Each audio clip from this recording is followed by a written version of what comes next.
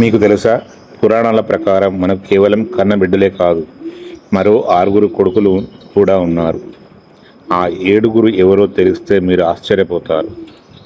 సప్త సంతానం అంటే ఈ 7 కొడుకులు సమృద్ధిగా ఉన్న ఊళ్ళో ఏ ఊరైనా కూడా రాజధాని కన్నే గొప్పదే. కూపస్తటాక మధ్యాహ్నం మండపంచ ప్రపాతత జలధానమన్నదానం అశ్వత్థారోపణం తథా పుత్రశ్చేతి సంతానం సప్త వేద విధు అంటారు.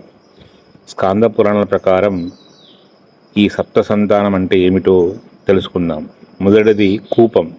ప్రతి ఊరికి ఊరుమ్మడి బావి ఉండాలి. అవి తాగునీటి అవసరాన్ని తీరుస్తాయి. ఆ బావిలో నీటి వాడుకునే హక్కు అందరికీ ఉండాలి. రెండవ సంతానం తటాకం. ప్రతి ఊళ్ళోనూ చెరువు ఉండాలి.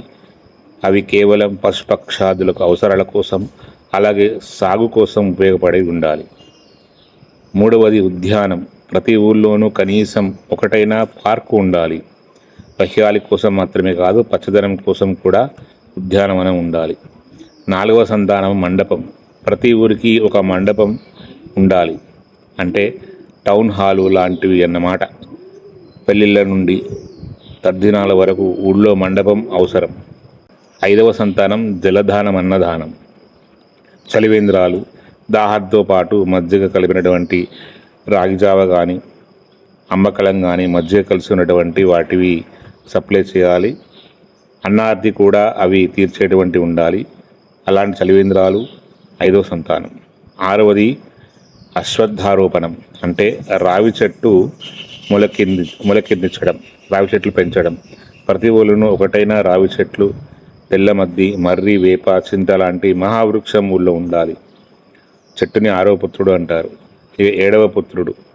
ఏడవ సంతానంగా పుత్రుడిని పేర్కొంది. మనటువంటి సంతానమే. నిజమైన పుత్రుడు ఆఖరణ వస్తాడు, చివరన వస్తాడు. నుయ్యి, చెరువు, మొక్క వగేరవ నిజపుత్రుల కన్నా ఎక్కువ పుత్ర సమానంగా అవి కూడా భావనం చేస్తారు మన సనాతన ధర్మంలో. 7 కొడుకులు కూడా సమృద్ధిగా ఉన్న ఊళ్ళో రాజధాని కన్నా గొప్పదిగా పరిగణించబడతాయి.